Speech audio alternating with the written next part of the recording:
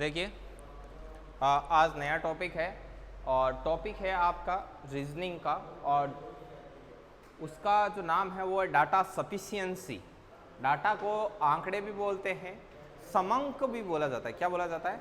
समंक। उनकी पर्याप्तता ये क्या होती है, इसको लेकर अपन डिस्कस करते हैं। ठीक है ना, ये इंक भरी हुई है, इनमें थोड़ी थोड़ी डाल देना।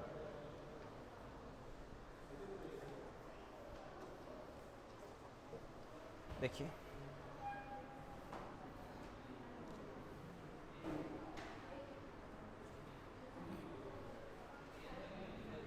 देखिए टॉपिक आपका डाटा सफिशिएंसी।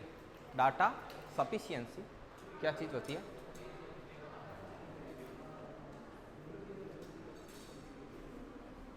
डाटा सफिशिएंसी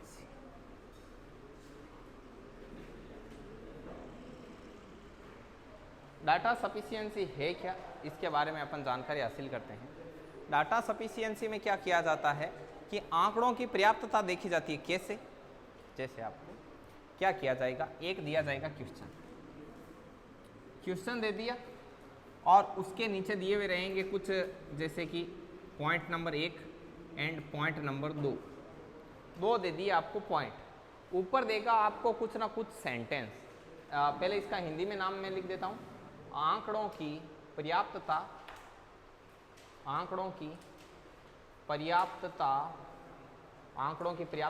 या ऑब्लिक आंकड़े जो होते हैं उनको समंक भी कहा जाता है। क्या मिल गया? लाओ देखो, बताओ कौन सा।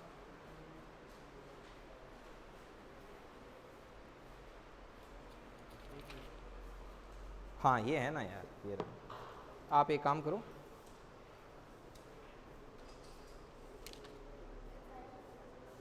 तो भी आप उसमें से भी भेजना है ना, 2 भेज दिए। ठीक है, एक इसका आंसर की भी चाहिए ना, ये रहा आंसर की, और एक ये है। तो आप एक पेन लाओगे।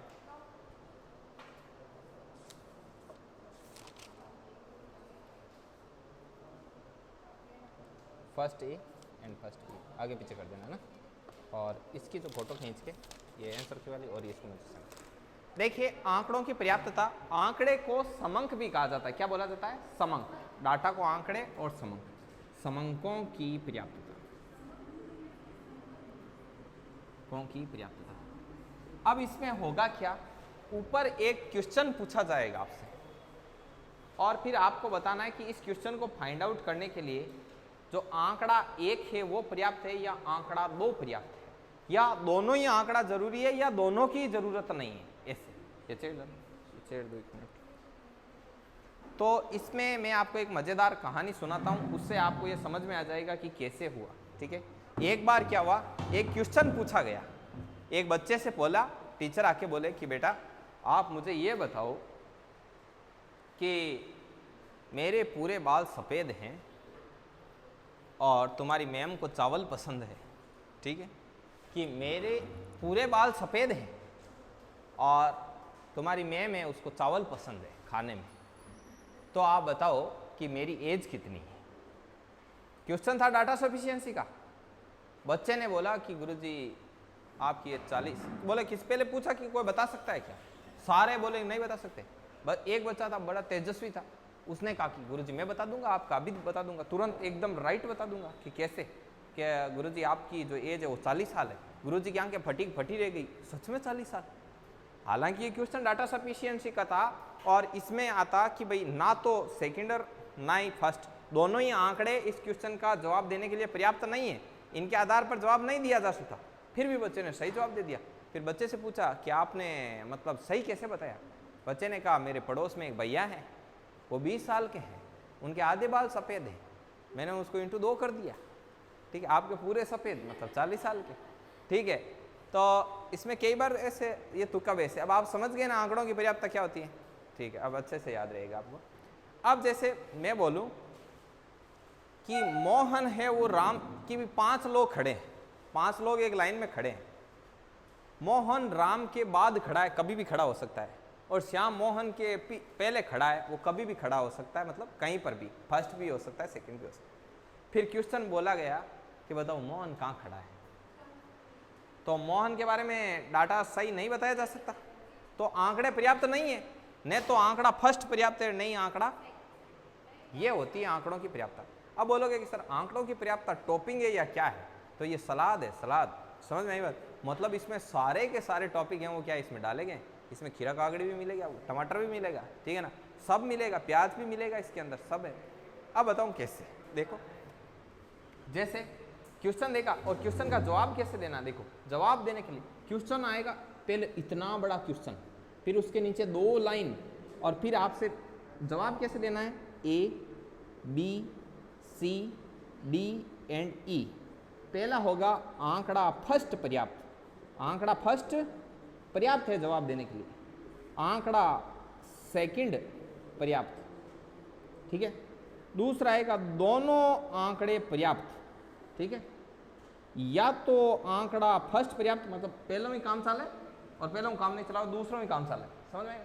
या तो आंकड़ा फर्स्ट और या फिर सेकंड पर्याप्त, और नीचे आएगा कि दोनों ही आंकड़े पर्याप्त नहीं। इनमें हर बार आपको इनमें क्या देना है, जवाब देना है। समझ में आ गई बात?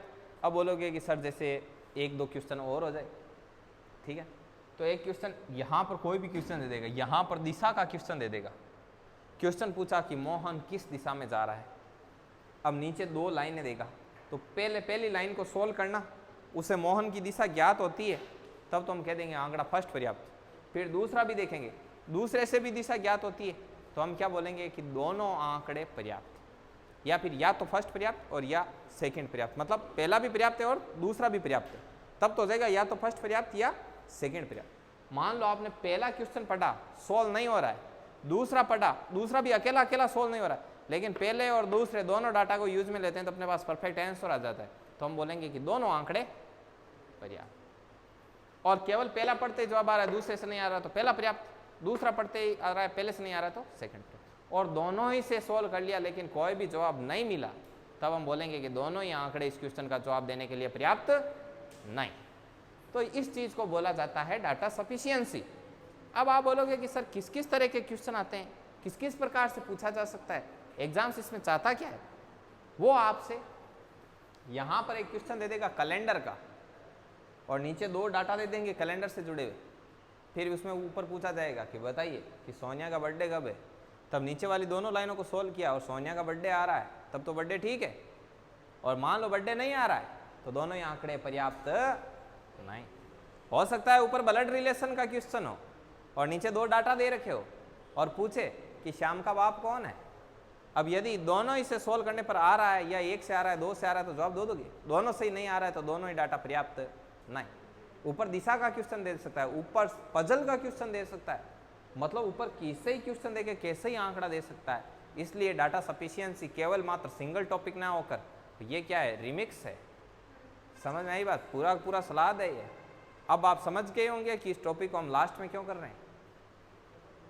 मान लो डाटा सफिशिएंसी पहले दिन ही करवाते, ऊपर ब्लड रिलेशन का क्वेश्चन आता, नीचे ऑप्शन आते, आपको ब्लड रिलेशन ही नहीं आता, डायरेक्शन नहीं आता, डायरेक्शन का क्वेश्चन, कैलेंडर ही नहीं आता, कैलेंडर का क्वेश्चन, इसलिए ये टॉपिक सबसे लास्ट में करवाने का टॉपिक है। आई बात समझ में? मतलब इस टॉपिक को पढ़ते वक्त बाकी सभी टॉपिक का ज्ञान होना चाहिए। अब मैं आपको एक क्वेश्चन देता हूँ, इसमें एक मैं इनइक्वलिटी एंड इक्वलिटी का क्वेश्चन देता हूँ, ठीक है। क्वेश्चन है कि सबसे भारी कौन है, राम श्याम और मोहन में सबसे भारी कौन है, राम श्याम और मोहन में सबसे भारी कौन है, सबसे भारी कौन है, समझ में आई बात? अब मैं यहां पर लिख देता हूं राम श्याम से भारी है, राम है वो श्याम से क्या है, भारी है, और आगे नीचे मैं लिख देता हूं श्याम, अब जब तक मैं श्याम मोहन से भारी है लिख देता हूं। अब सबसे भारी कौन हो गया, राम सबसे भारी हो गया। अब क्वेश्चन है लाड़ लो ये इनइक्वलिटी का, किसका क्वेश्चन है, इक्वलिटी एंड इनइक्वलिटी आती है ना, ग्रेटर देन लेस देन वाली, उसका क्वेश्चन। अब यदि आप पहला पढ़ो कि राम श्याम और मोहन 3 व्यक्ति थे, सबसे भारी कौन है, आपने दूसरा पढ़ा ही नहीं, पहला पढ़ा, राम श्याम से भारी है, क्या पता मोहन राम से भी भारी होगा, तो आंकड़ा एक पर्याप्त नहीं है।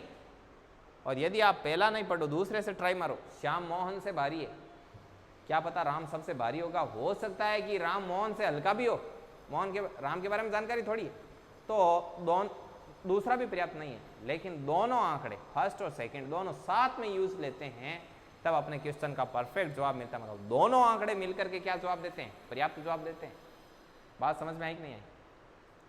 अब ये हुआ इनइक्वलिटी का क्वेश्चन। यहाँ पर ब्लड रिलेशन का क्वेश्चन देके पूछ सकता है कि श्याम का पिता कौन है, नीचे कनेक्शन दे रखे, कनेक्शन जोड़ जोड़ के देखने। तो मोटा मोटी तौर पर आपको ये समझ में आ गया ना कि डाटा सफिशिएंसी है क्या। ठीक है, अब लगाओ data sufficiency heading, data sufficiency heading लगाओ। लाओ बुक लाना हो,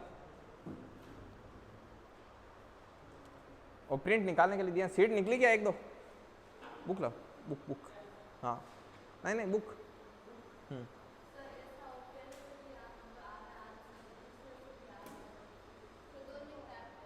तब वो हो जाएगा कि या तो फर्स्ट पर्याप्त या सेकंड। हाँ फर्स्ट इकलौता ही जवाब दे रहा है, सेकंड इकलौता ही जवाब दे रहा है, तो होगा या तो फर्स्ट या सेकंड पर्याप्त। मतलब पहला यूज लो तो भी ठीक है, आइदर और कंसेप्ट लग जाएगा। चलिए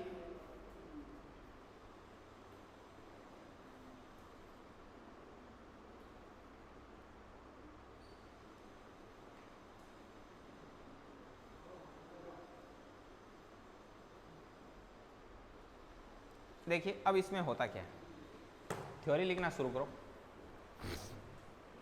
थ्योरी लिखो।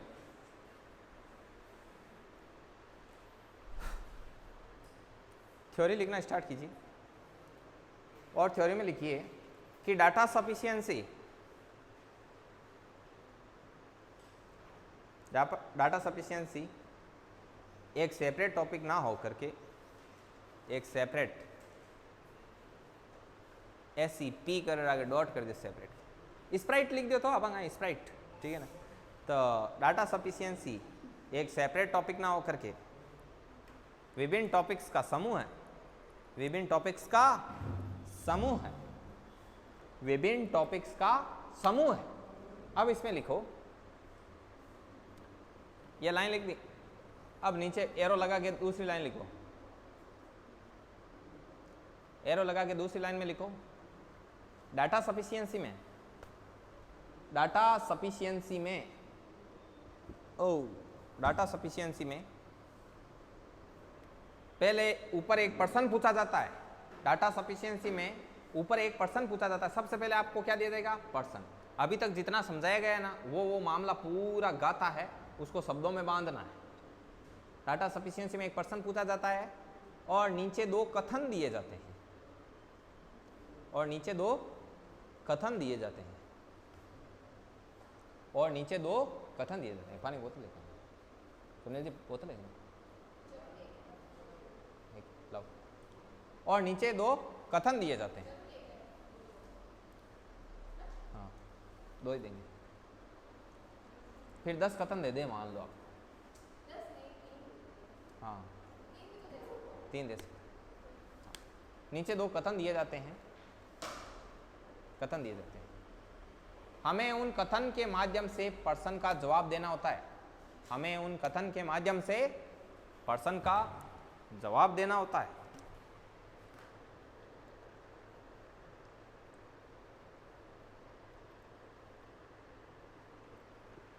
यहां तक लिख दिया। अब जो आपके मतलब टॉपिक को लेकर जो डाउट हो सकते हैं उनके बारे में अब अपन लिखना शुरू करेंगे, ताकि आपके डाउट आए नहीं। ठीक है, क्या लैंग्वेज बनी कि उन कथन को पढ़ करके अपन पर्सन का जवाब देने का प्रयास करते हैं। ठीक है, अब इसमें लिखना नंबर 1 पॉइंट, एक एरो लगा के लिखना, नंबर एरो लगा दो, नीचे एरो लगाते जाओ ऐसे और लिखते जाओ। लिखो, यदि कथन फर्स्ट के माध्यम से, यदि कथन फर्स्ट के माध्यम से उत्तर देना संभव हो, यदि कथन फर्स्ट के माध्यम से उत्तर देना संभव हो, उत्तर देना संभव हो, यदि कथन फर्स्ट के माध्यम से उत्तर देना संभव हो तो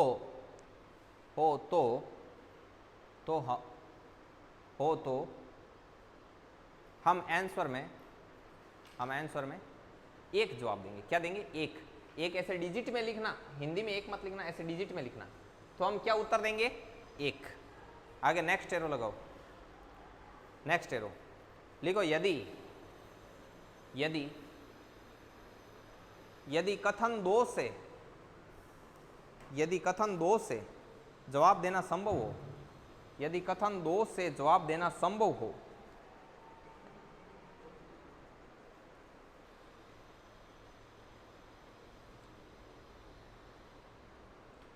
यदि कथन 2 से प्रश्न का जवाब देना संभव हो तो हम उत्तर में 2 जवाब देंगे, 2 ऐसे डिजिट वाला 2। हम बोलेंगे कि आंसर क्या आया है, इसका 2 आया है। ठीक है, अब नेक्स्ट लिखो। तो हम उत्तर में 2 जवाब देंगे, 2 डिजिट में लिखना है, 2 डिजिट में क्या लिखोगे, 2 लिखोगे। अब मान लो, अब लिख मत देना ये, अब मैं समझा रहा हूं।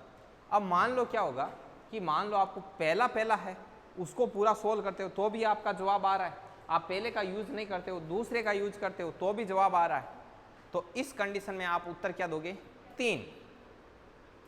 ठीक है, इसका मतलब होता है या तो कथन फर्स्ट या सेकंड पर्याप्त है।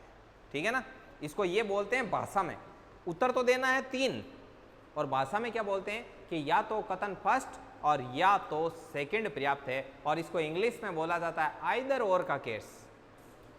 आइदर और मतलब या ये या ये, समझ में आई बात। लिखो नंबर 3 पॉइंट लिखो, एरो लगा के लिखो कि यदि दोनों कथनों से, या फिर ऐसे लिखो, यदि दोनों कथन अलग अलग जवाब देने में सक्षम हो, यदि दोनों कथन अलग अलग जवाब देने में सक्षम हो, अर्थात कथन फर्स्ट से भी जवाब दिया जा सकता है, आंकड़ा लिखो इसे, यदि दोनों आंकड़े लिख देना ना, ये कथन की जगह आंकड़ा सही रहता है। ठीक है, लिखो यदि दोनों आंकड़े, इधर लिखो लैंग्वेज लिखना, यदि दोनों आंकड़े अलग अलग जवाब देने में सक्षम हो, अर्थात आंकड़े फर्स्ट से भी जवाब दिया जा सकता है और आंकड़े सेकंड से भी जवाब दिया जा सकता है, अर्थात आंकड़े फर्स्ट से भी जवाब दिया जा सकता है और आंकड़े सेकंड से भी जवाब दिया जा सकता है, तो उत्तर में हम जवाब 3 देंगे। उत्तर में हम क्या देंगे, जवाब 3 देंगे। पहले के 2 पॉइंट में 2 एरो लगाए, उसमें भी देख लेना कहीं कथन नाम तो नहीं, आंकड़े, अपने को जो डाटा दिया रहता है उसको आंकड़ा बोलते हैं। हाँ, कथन है, चलो अभी मैं करता हूँ। हाँ, कथन ही होता है, जैसे कोई कथन लिखा है ना, वो भी अपने आप में एक डाटा है। जैसे मैं आपको एक चीज बोलता हूँ कि राम है, वो अपने घर गया, ये मैंने आपको बोला।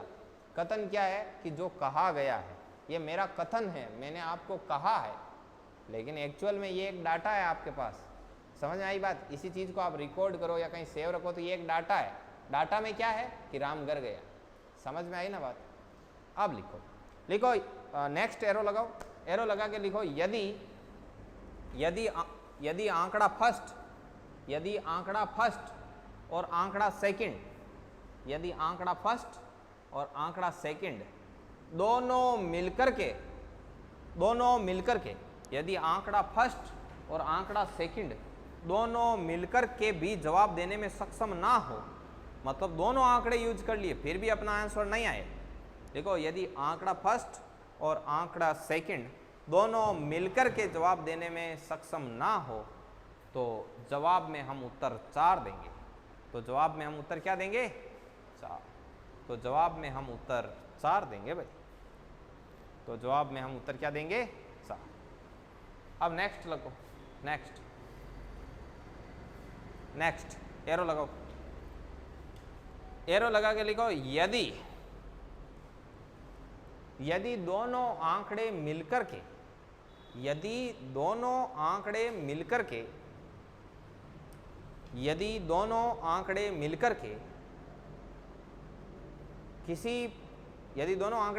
प्रश्न का जवाब देने में सक्षम हो, यदि दोनों आंकड़े मिलकर के प्रश्न का जवाब देने में सक्षम हो, यदि दोनों आंकड़े मिलकर के पर्सन का जवाब देने में सक्षम हो तो हम जवाब के रूप में उत्तर 5 देंगे। तो हम जवाब के रूप में उत्तर क्या देंगे? 5। अब लाओ भाई सीट लाओ, सीट लाओ, निकल रही, 5 मिनट लगेंगे। अच्छा मोबाइल पे भेजा क्या? ठीक है, अभी आपको सीट मिल जाएगी। अब देखिए लाडलो, अभी तक मैंने जो जो चीज़ें बताई है उसको मैं एक बार रिपीट करता हूँ और उसके बाद में अपन तीव्र गति से इसको आगे बढ़ाएंगे। समझ में आई बात? पहली बात, डाटा सफिशिएंसी, आंकड़ों की पर्याप्तता, ये अपने आप में कोई सेपरेट टॉपिक ना होकर विभिन्न टॉपिक्स का समूह है। अर्थात इस टॉपिक को सॉल्व करते वक्त आपको विभिन्न प्रकार के जो जितने भी टॉपिक हैं उसका बेसिक नॉलेज आपके पास होना चाहिए। Point number 1। पॉइंट नंबर 2, इसमें एक क्वेश्चन दिया जाता है, नीचे 2 आंकड़े दिए जाते हैं और आपको जवाब देने का प्रयास करना है। यदि आंकड़ा फर्स्ट जवाब देने में सक्षम है तो उत्तर 1, दूसरा संभव है तो 2, और दोनों मिलकर के या तो पहला अकेला ही जवाब देने में सक्षम हो और दूसरा अकेला जवाब देने में सक्षम हो तो जवाब क्या होगा? 3। यदि दोनों आंकड़े मिलकर जवाब देने में सक्षम नहीं हो तो जवाब होगा 4, और यदि दोनों मिलकर के जवाब दे सके तो जवाब में क्या आएगा? 5।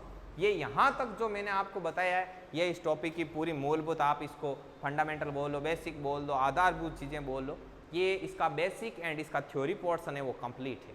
इसके आगे सिर्फ और सिर्फ आपका सामना है वो किससे होगा? पर्सन से, राइट। और अभी आपको सीट बांटी जाएगी, उसमें दमादम ढेर सारे क्या हैं? क्वेश्चंस।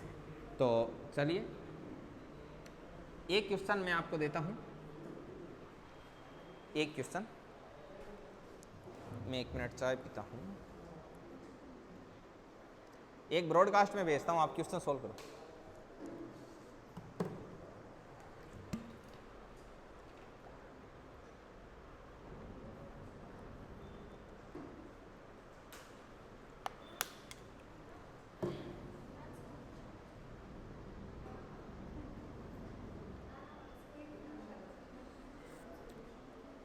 मीनाक्षी साइड में बैठ जाना, पहले से नाखून नहीं काटे हैं और गड्ढा देंगे पीछे।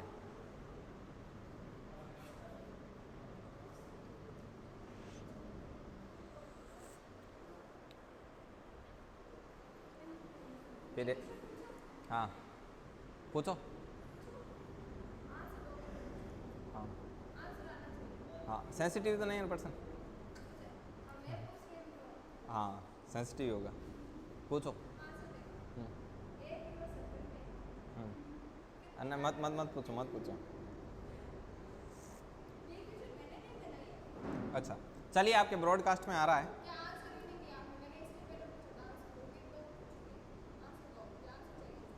किसका? 2 लाख दाने होते हैं, 2 लाख तो प्रूफ क्या है? काउंट कर लो आप, मैंने मेरी तरफ से सही बताया, आपको नहीं लगता तो काउंट कर लो। चलिए क्वेश्चन देखिए, आपके सभी के आ गए ब्रॉडकास्ट में।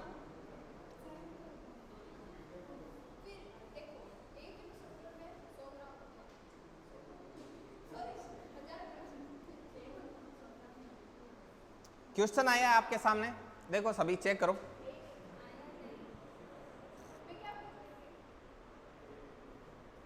बूटाटी इधर है, इधर।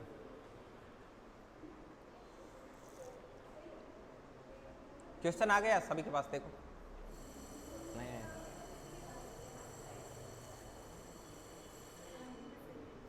देखो क्वेश्चन को सॉल्व करो भाई। क्वेश्चन क्या है? लिखो, क्वेश्चन लिखो रे लाड लो, क्वेश्चन लिखो। लिखो E, F, G, H और I में सबसे सस्ता से पहले वाला कौन है? E, F, G, H, I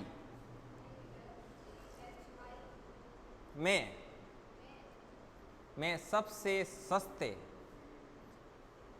E, F, G, H, I में से सबसे सस्ते से पहले वाला कौन है? मतलब जो सबसे सस्ता है उससे जस्ट पहले वाला कौन है, राइट। अब इसमें लिखो आंकड़ा 1, इसमें लिखो फर्स्ट, इसमें फर्स्ट लिखो। हाँ अच्छा बुक ले जा रहा, लिखो पहला, लिखो F, H और I से ज़्यादा महंगा है। हाँ F, H और I से ज़्यादा महंगा है पर सबसे महंगा नहीं है।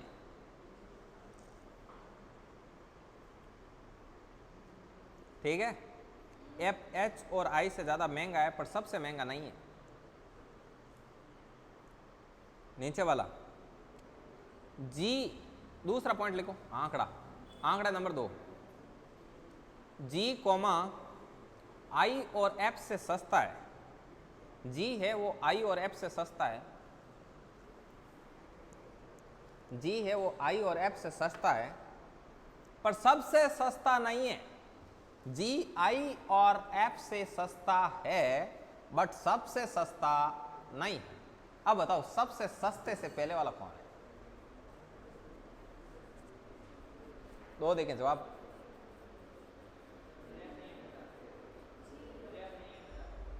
डाटा पर्याप्त नहीं है, दोनों ही पर्याप्त नहीं है। ट्राई करने दो इनको। तो मुंह क्यों छोटा कर रहे हो? दोनों ही पर्याप्त नहीं है, हैं? या राजस्थानी नहीं है? चलो आने दो, बाकी को भी ट्राई करने दो। इधर सोनो मोनो पर्याप्त नहीं है। देखिए इस क्वेश्चन को अपन क्लियर करने का प्रयास करते हैं। देखो कि एफ एच और आई से ज़्यादा महंगा है, मतलब एफ है वो एच और आई से ज़्यादा महंगा, इनका सीक्वेंस पता नहीं है अभी।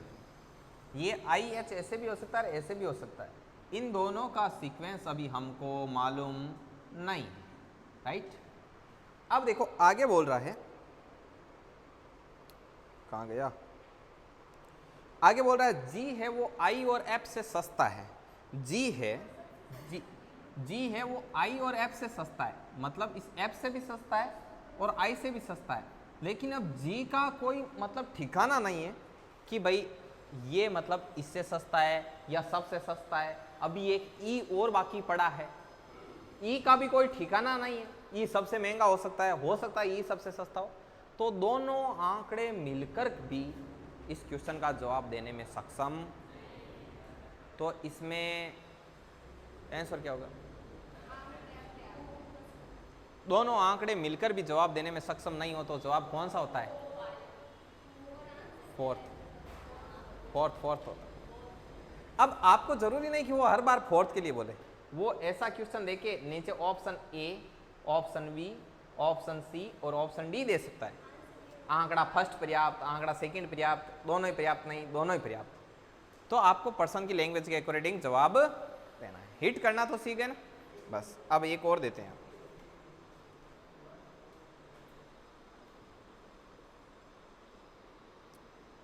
चलिए ये देखिए, ये आ गया आपके सामने स्क्रीन पर देखो। अमन अपने शुरुआती बिंदु से किस दिशा में है? अमन है वो अपने शुरुआत के बिंदु से किस दिशा में है? अमन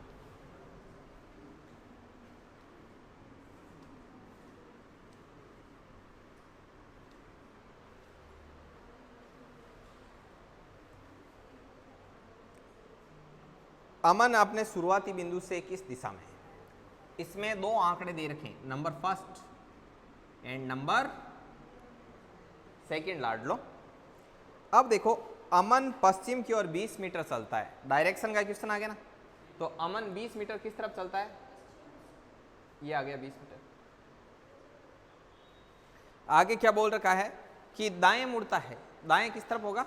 ऊपर की तरफ। दाएं मुड़ता है और 13 मीटर चलता है, ये 13 मीटर चल गया।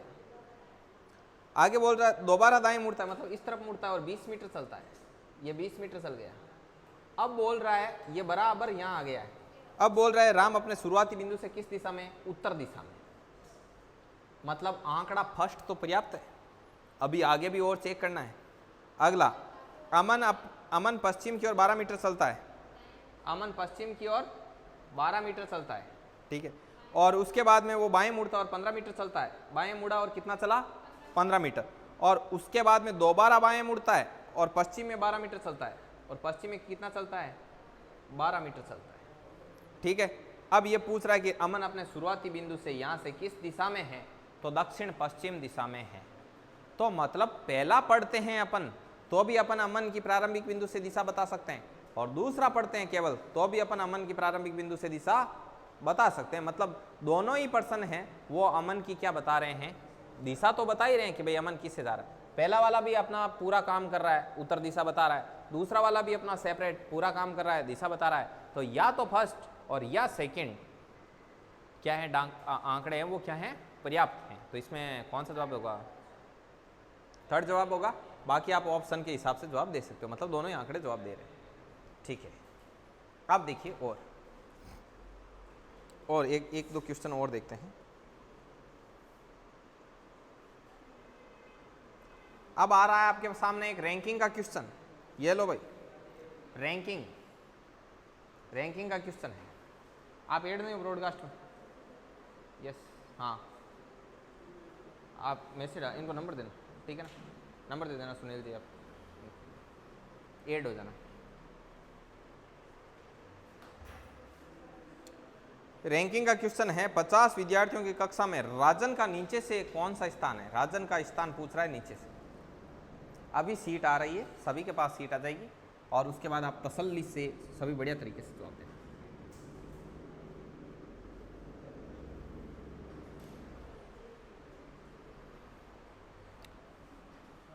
विद्यार्थियों की कक्षा में राजन का नीचे से कौन सा स्थान है, दूसरा क्वेश्चन है।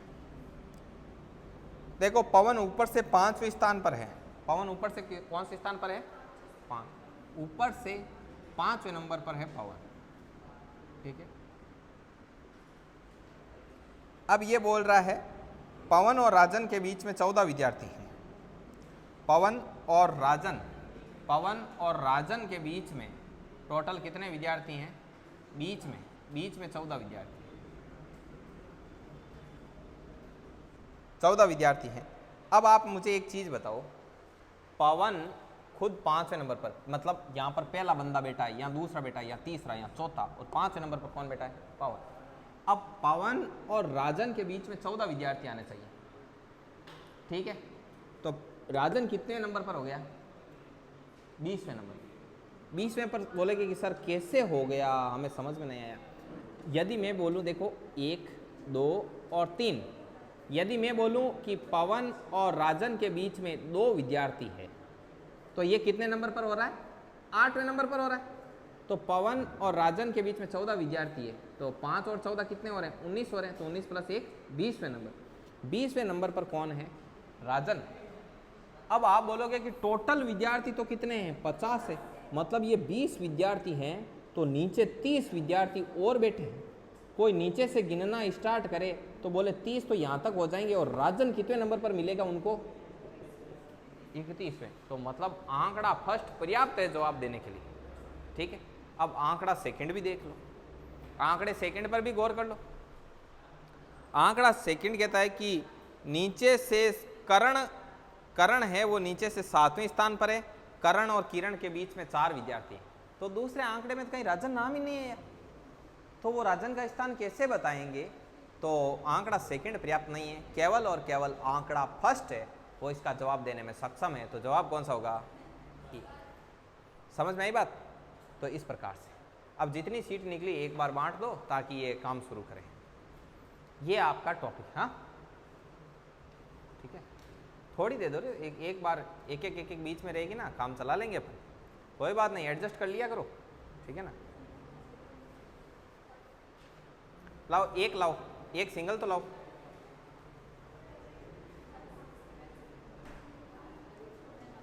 इंक डाल दी,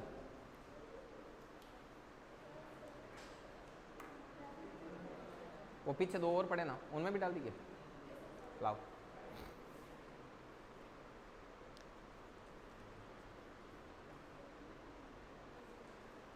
लाओ 2 इंक।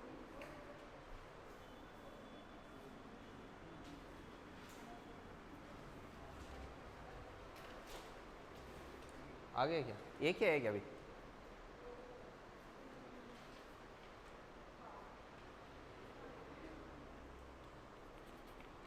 चल जाएगा काम चल जाएगा इसे।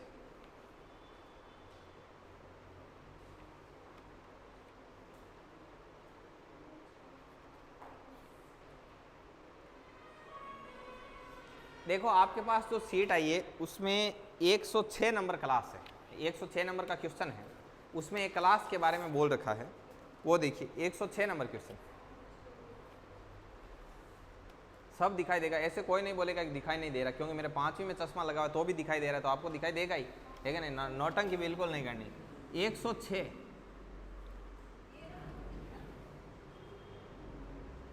नहीं, कभी कभी होता है, कई बार क्लास भरी होती है, हम कहते हैं कि हम बोलते हैं तो कि सर आवाज़ को ना, आवाज़ को ना, तो मैं बोलता हूँ सुनाई दे रहा है क्या, तो ये कैसे सुनाई दिया भाई, हाँ। तो अब देखिए आप 106 नंबर क्वेश्चन है कि कक्षा में कितने बच्चे हैं, है ना, टोटल नंबर ऑफ स्टूडेंट बताने हैं आपको क्लास में। पहला क्वेश्चन कहता है कि ऊंचाई के आरोही क्रम में, मतलब बढ़ते हुए क्रम में बच्चों को बैठाया जाए तो सुमा है वो ऊपर से 10वें स्थान पर है। सुमा पहलवान कहाँ बैठा है, ऊपर से 10वें स्थान। तो इससे कोई पता लगता है क्या कि बच्चे कितने हैं, कुछ पता नहीं लगता है, तो आंकड़ा फर्स्ट पर्याप्त नहीं। अब आंकड़े दूसरे के बारे में बात करो। ऊंचाई के आधार पर सुमा रंजीत से 5 स्थान ऊपर है, जो नीचे से 8वां है। इससे मामला बैठ सकता है। देखो ऊंचाई के आधार पर, जो ऊंचाई है उसके आधार पर सुमा रंजीत से 5 स्थान ऊपर है। रंजीत है, रंजीत से 5 स्थान ऊपर कौन है आपके, सुमा, मतलब पहला स्थान, दूसरा स्थान, तीसरा स्थान, चौथा स्थान, और 5वें स्थान पर कौन बैठा है, सुमा। सुमा लंबाई में इनसे बड़ा है, इसे 5वें स्थान पर, ठीक है। अब आगे बोल रहा है जो नीचे से 8वां है, और जो कौन, जो रंजीत है वो नीचे से कौन सा है, 8वां। रंजीत नीचे से 8वां है, मतलब नीचे 7 लोग और है, ठीक है, बहुत अच्छी बात है। लेकिन फिर भी आप ऐसा नहीं बोल सकते कि क्लास में टोटल विद्यार्थी कितने हैं, ठीक है। अब पहला का यूज करेंगे ना, रुको तो सही, कर रहे हैं ना। दूसरा अकेला जवाब देने में सक्षम नहीं है।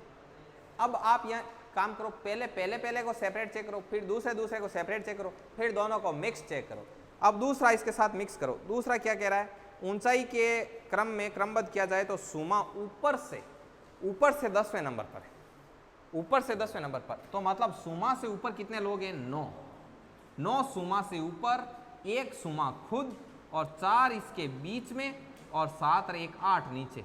तो 8 4 12 और 1 13 और 9 22 टोटल नंबर ऑफ स्टूडेंट आ गए। तो मतलब आंकड़ा फर्स्ट और आंकड़ा सेकंड दोनों मिलकर के पर्सन का जवाब देने में सक्षम है। तो जवाब कौन सा होगा,